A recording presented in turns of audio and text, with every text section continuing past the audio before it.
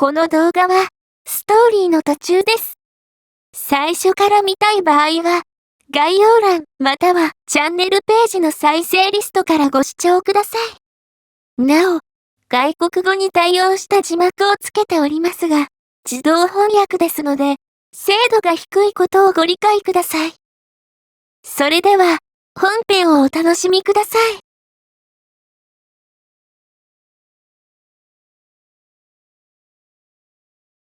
疑っているわけではないものの、確認を込めて母親に電話をかける。もしもし。お？帰ってきた？おかえり。お母さんたち元気だったかしら？ばあちゃんもじいちゃんも元気だったよ。それよりも、10枚の子が来てるんだけど。れいちゃんね。かわいい子でしょ。今日からよろしくね。知らなかったんだけど。おい。可愛く言ってるつもりでも、似合わないからやめて。こら、女はいつまでも乙女なんだから、胸キュンしてしょうがないな、くらい言いなさいよ。なんで、母親相手にそんなことを思わないといけないんだ。一人暮らしの男の家に、女の子を送り込むなんて、何を考えてるんだよ。隣に千歳ちゃんがいるじゃない。あの子に生活を見てもらってる野郎が男とは肩腹痛い。母さん確かにそうだな。確かにそうだな。お隣にあんなお姉ちゃんがいるのに、まあ今更そこで進展もクソも何もない、手すら出さないクソみてえなやつが男。確かに肩腹痛いわな。今更いとこが引っ越してきたからって手出すわけないよな。普通に考えて。やっぱ親は見とるな、子供のことを。くそ、言い返せねえ。なんとかなるでしょ。適当。軽く言うな。母さんの断言っぷりに、自分の常識に自信がなくなりそうだった。大事にしてあげなさい。そういえばあんたも変なことはしないでしょ。信用どうも。母親が息子を信用しないでどうすんのよ。これでもちゃんと育てたつもりなんだから。でも攻略対象なんだよ。わかってるよ。めたいけど。元からあの子に何かする、なんてかけらも考えてないが、母さんにそう言われると、うなずくしかない。母さんこそ、あんまりお酒、飲みすぎないで、父さんにもよろしく。はいはい、わかってますよーっと。それじゃあ、れいちゃんにもよろしくね。なんとかなる、か。居候とはいえ、お客が来ているので、そのまま今の片付けをする。ハウスダストに弱いって言ってたし。はい。普段から姉さんに言われて掃除をしているので、そこまで汚れているわけではないが、一応しておく。ごめんください。やべ、この状況から姉さん来たらどうなるんよ。片付けをしていたら、姉さんがやってきた。冷蔵庫を借りるね。かわいい。かわいい。ふわふわしとる。かわいい。お互いの家へ入るときは、挨拶をして、ということを守っていれば、特に遠慮はない。あら、帰ってきたばかりでお掃除してるの？行く前に掃除してなかった？実は、あの子、例のことを話さないと。確かに、早いに越したことはないな。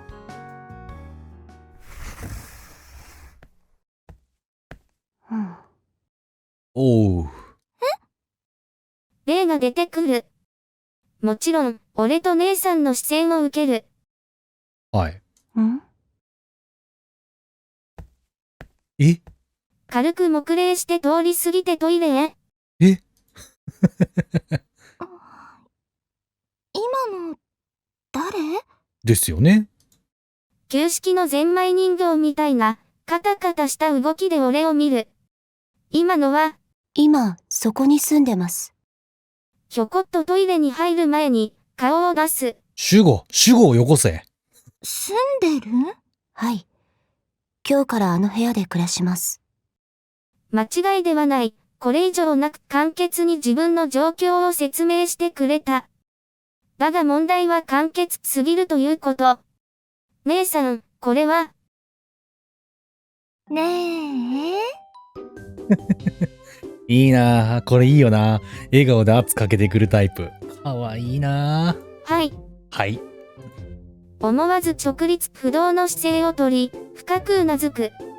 こういう時の姉さんを俺は知っている。部屋に女の子を連れ込んで一緒に生活ですか。そうですか。怖いよ姉さん。だから、それは、それは。口調は優しい？とてつもなく優しくて丁寧。だから、背筋が凍るほど怖い。ダメよ。何を？お付き合いするのはいいですけど。いいの？でもダメですよ。何を？はい。学生で結婚なんて早すぎますから。許しません。そういうこと？いや、それは、はい、ごめんなさい。そうじゃない、と言えない威圧感に、ただ謝るしかなかった。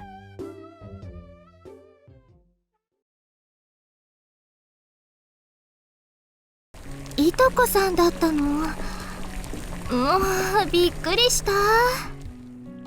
二人で夕食作りをしながら、姉さんがほっと一息。誤解は解けたようだな。納得してくれた。ごめんね、早とちりしちゃって。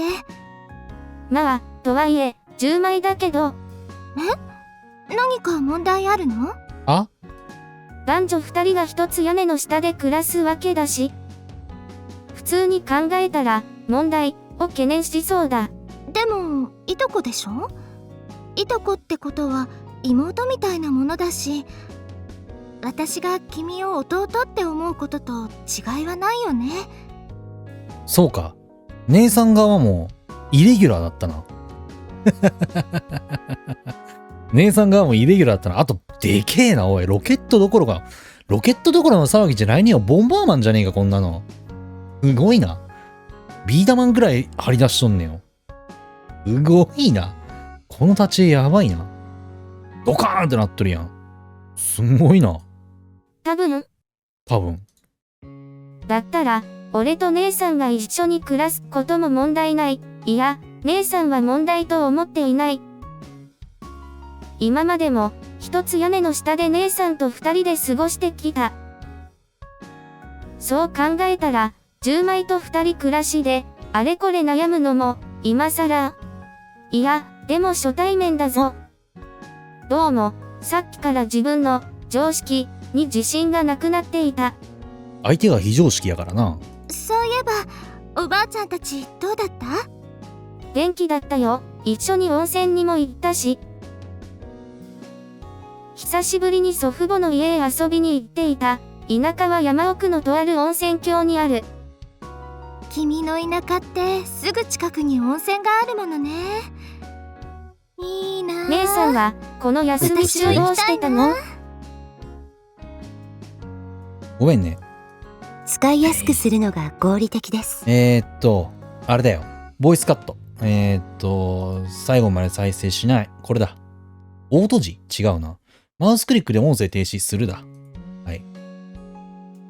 いつも通り、家庭科部と家の手伝いであっという間に過ぎた感じ。そう言いながらも、充実してたのか楽しげだ。文化祭、家庭科部は喫茶店だったって？そうそう。遊びに来てね。姉さんのところは本格的すぎるから、お手柔らかに。家庭科部は去年も喫茶店だった。彦呂亭の看板娘の指揮のもと、家庭科部の精鋭たちが作ったお菓子を出した。大繁盛したのは言うまでもない。去年は頑張りすぎちゃったから、今回はサポートに徹するつもり。文化祭が終わったら引退だから引き継ぎしないと。姉さんは学園3年生だから、文化祭が終わると部活動は引退だ。家庭科部に引退なんかあるんだ。もう、そういう時期か。こっち切ったよ。言いながら、切り終わった小松菜を姉さんに渡す。ありがとう。包丁さばきはやっぱり君にお任せね。刺身とかはまだ全然ダメだけど、まあ、手元見えなさそうだもんな、こんだけでっかいと。多分、つま先も見たことないんだろうな、立った状態で。この状態だったら確かに、腕ピーン伸ばしたまま、包丁を扱うことになるから危ないもんね。そりゃそうか。このサイズはそうだよな。このサイズは、そうだよな。そう言いながら練習しているのも知ってるから。えらいえらい。頭を撫でられる。かわいい。姉さん。正直照れる。でも、姉さんの笑顔を前にすると、そのまま撫でられてしまう。長年の習慣というやつなんだろうか。見られた。ああ、お腹空いちゃった？もう少しだけ待っててね。どうやら一部始終を例に見られていたようだ。俺は恥ずかしいが、姉さんは気にした様子もない。それが思春期ってやつさ。目そらすな。私も何かした方がいいですか？料理については大丈夫。そうですか。料理はカップラーメンぐらいしかできないので、その方がありがたいです。どうやら料理はあまり得意ではないらしい。それじゃあテーブルを拭いて食器の準備してくれる？言いながら姉さんが目配せしてくるので、戸棚から食器を出す。いつもの姉さんと自分の分、そして、ひとまず食器は、客人用でいいか。机を拭き終わったら、この食器を持って行ってくれ。はい。丁寧に、座敷机の上を拭いてくれたレイが、食器を持っていく、淡々とした動きだが、しっかりやってくれる。こっちもできた。姉さんが出来上がった今日の夕食を盛り付けていく。ありがとう、持っていくよ。ジブに2体の昆布締め、かまぼこにお刺身、地元でよく食べられてるものばかり。自分に？ああ、なんか郷土料理やね、多分これ。石川がどっかの郷土料理なのかな。自分に。へえ。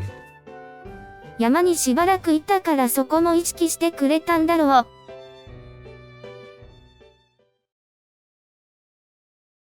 それじゃあいただきます。いただきます。一呼吸遅れてレイも、いただきます。をして、食べ始める。いいな。こういう立ち絵でもなんか慎重さがすごい感じられるからいいよな。まず手を伸ばしたのは、ジブに。この地域じゃ定番の料理で、鶏肉や椎茸、小松菜なんかを入れた煮物だ。へえ。一瞬、目を丸くしてから、またもそもそと食べている。おかわりたくさんあるからいっぱい食べてね。わかりました。言いながら、せっせと食べるレイを見て、思わず姉さんと目を合わせて笑う。大人っぽい印象だったが、食べてる姿は少し可愛らしい。ところで、どうして急に居候をすることにしたの？あ、それだ。確かに。あまりの急展開に、ひとまず居候する、という状況に気を取られすぎていた。そもそも、居候をする理由を聞いていない。楽だからです。楽？楽。通学がです。白鷺学園なので。白鷺学園？私たちと同じ白鷺学園？はい。その白鷺学園です。私は1年ですが。転校生ではないよね。知らなかった。親戚が半年以上同じ学園に通っていたなんて、母さんも教えてくれればいいのに。へえ。すごいな。巨乳ってすごいな。今気づいたけど、巨乳って丸首の T シャツが V ネックになるんや。巨乳どころの騒ぎじゃねえな。爆乳か。ごいな。爆乳は丸首の T シャツが V ネックになるんか。すごいな。発見だな。これは発見だな。あとなんかこの目の色いいよね。なんかすごい余談だけどさ、このすごいほわーっとした可愛い感じなのに、ちょっとなんか白系の淡い感じの色なのに、目が紫っていうのが力がすごい入っとるよね。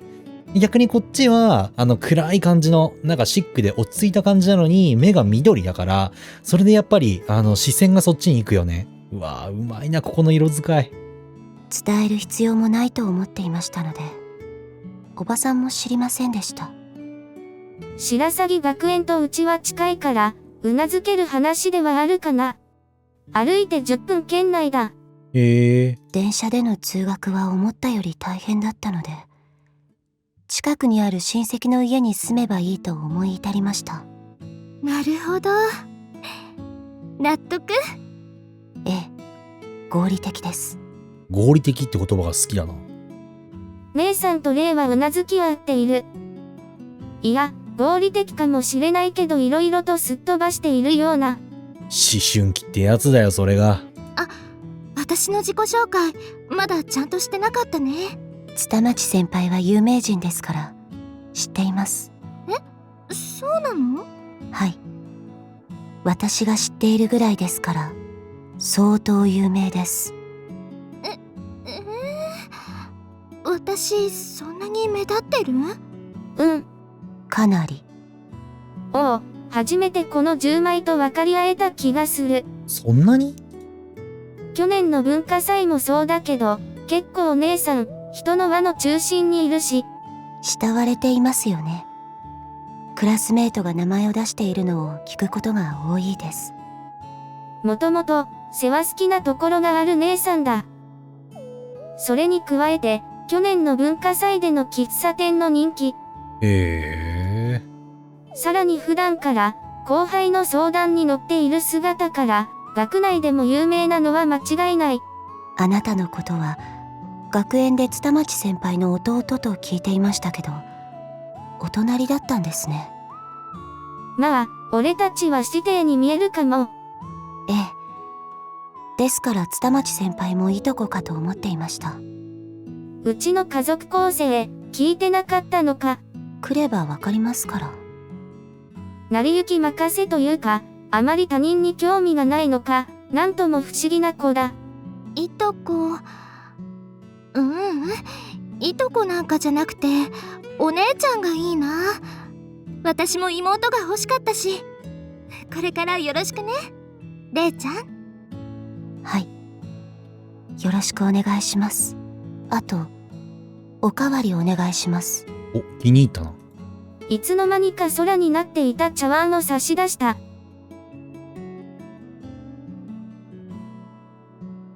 夕食の片付けも終わったところで、姉さんがスマホを取り出す。れいちゃん、連絡先を交換してもいい？連絡先、俺も聞いた方がいいか？ないです。スマホ持ってないの？それじゃあ携帯？いえ、携帯電話の類は一切持ってません。必要ないので。このご時世にすげえな。この時代にすごいことを言っている。それじゃ、連絡を取るときは、この家の電話番号は知ってます。電話機もこの家にありますよね。それがあれば、父さんたちと連絡が取れます。連絡を取るのは、親、だけ。それは、いや、それを指摘してどうする、どう考えても、傷つけるだろう。ぼっちですが、何か？認めた？事実を認めない理由もありませんから。こちらの心配なぞどこ吹く風といった様子だ。やはり読めない、この10枚の考えが読めない。それなら、はい、これ。姉さんがメモにペンを走らせて、レイへ渡す。私のスマホの番号と、隣の日頃も亭の番号。困ったことがあったら連絡してね。もちろん、店に直接来てくれても構わないし。機会、ありましたら。淡々と受け取ってくれる。その表情から、どう思ってるかまでは読み取れない。でも、姉さんの行為を嫌がってはないみたいだ。意外と折り合いはついとるみたいだな。そういえば、布団を出さないと。もともと、両親と暮らしていた家だし、お客さん用の布団もいくつか揃ってる。干してないけど、今日は我慢してくれ。わかりました。二人とも同じ部屋なんだから仲良く寝てね。あ？いや、俺は今で寝るよ。どうして？どうして？どうしても何も、俺も同じ部屋で寝るなんて言ったら、レイは困るよ。いえ、特に気にしません。もともとあなたの部屋ですし。気にしません。わ、あ？何を言うてはりますか？そうそう、一緒に寝てもいいじゃない。いとこ同士なんだし。そうです。まるで私が追い出したみたいです。女性陣二人は、さも当然のように言ってくる。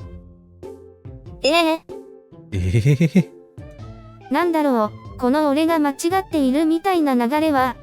本当に 100% 何もないっていう感じなんだな。あ、そっか。もしかして二人きりなのが気になる？そうそう。よかった、姉さんは分かってくれたみたい。だったら私も一緒に寝るからお泊まり会にしよっか。そんなことなかったわ。いいね。アーレムだな。すごいな。すごいな。川の字ならぬ。川の字ならぬ。何の字や。両サイドに山を据えるって。真ん中に何かがあって、山と山が両サイドにそびえ立つわけか。山の字だ。いや、二人で大丈夫。残念。はい。ほっぺ膨らましとる。夏でも冬でも抱いて寝るとポカポカしてよかったのに。抱いて寝る？姉さん、俺の布団で寝るつもりだった。俺の布団で？一緒によく寝てたじゃない。寝てたじゃない。夏でもですか？そっち？そっち。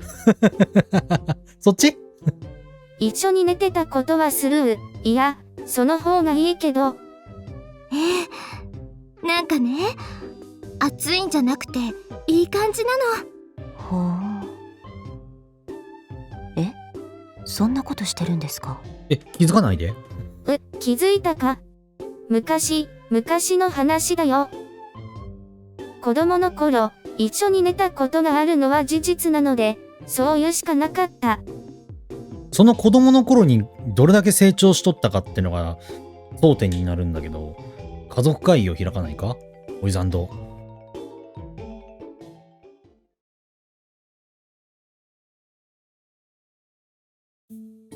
姉さんも帰り、レイが先、俺が後で風呂に入る。ああ、入っていいか？風呂上がりに自分の部屋の戸を叩く。今にはいなかったから、部屋にいるはずだ。どうぞ。でけえ。部屋に入れば、すでに寝巻きになったレイが、髪をドライヤーで乾かしている。黒く長い髪がドライヤーの風にあふられて、さらさら揺れている。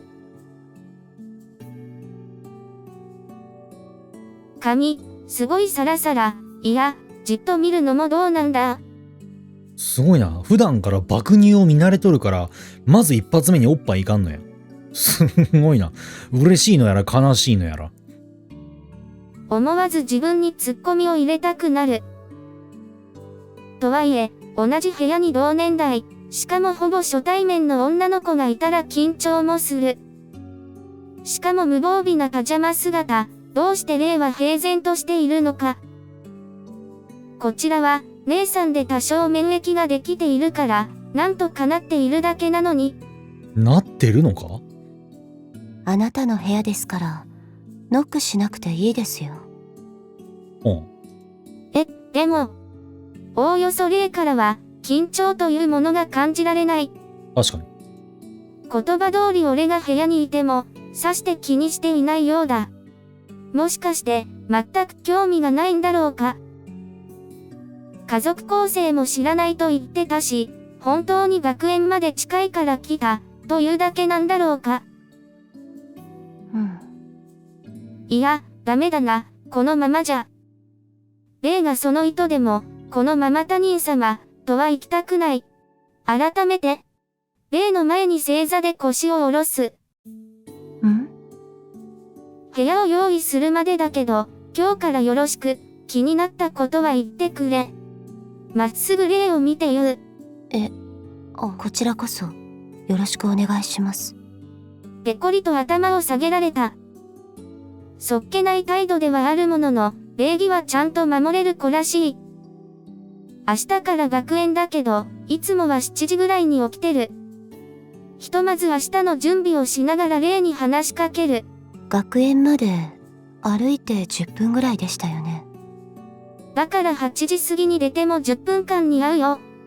8時過ぎに出ても間に合う。こちらに来た甲斐があるというものです。明日の朝も姉さんが来る。朝食いつも一緒に食べてるから。なるほど。何？少し考えたと思ったら、こちらをしっかり見つめてくる。何か変なこと言っただろうか。朝食はお二人が作るのですか？そんな感じ、と言っても俺はほとんど手伝いだけど。何か手伝おう、とでも言うんだろうか。わかりました。いただきます。髪を櫛で溶かしながら淡々と言う。そうしてくれ。単に誰が朝食を作るか聞きたかったらしい。姉さんは料理上手だから、気に入ったんだろうか。全く表情からは何を考えてるかわからない。俺はそろそろ寝るけど、霊はどうする？私も寝ます。それじゃ。長旅の疲れもあるので、早々に電気を消して床につく。疲れは、あるんだけど。固まっとるよな。どことは言わんけど。やっぱり緊張する。同じ部屋で誰かと寝るなんて、友人が遊びに来た時ぐらい。一つ屋根の下、しかも、俺と同じ部屋に女の子がいる状況なんて初めてだ。これは霊も緊張して。寝た。寝つきの良いことで。真隣で布団に入った10枚は、さっさと寝息を立てていた。マイペースなのは、ありがたいような警戒心がなさすぎなような。ほんと、どうなるんだこれから。ぼんやり暗い天井を見ながら考える。今日、田舎から帰ってきたのが嘘みたいに色々あった。ありすぎた。新幹線で、家出して宝探しをする女の子と出会い、家に帰ってくれば、10枚と暮らすことになるなんて。そういえば、あの子、次に会えたら、そう話したけど、また会えるわけないか。おい、主人公舐めるな。主人公舐めるな。青に決まっとるやろ、この流れは。そんなことを考えている間に、疲れが勝ったのか、意識が急速に眠りの中に入っていった。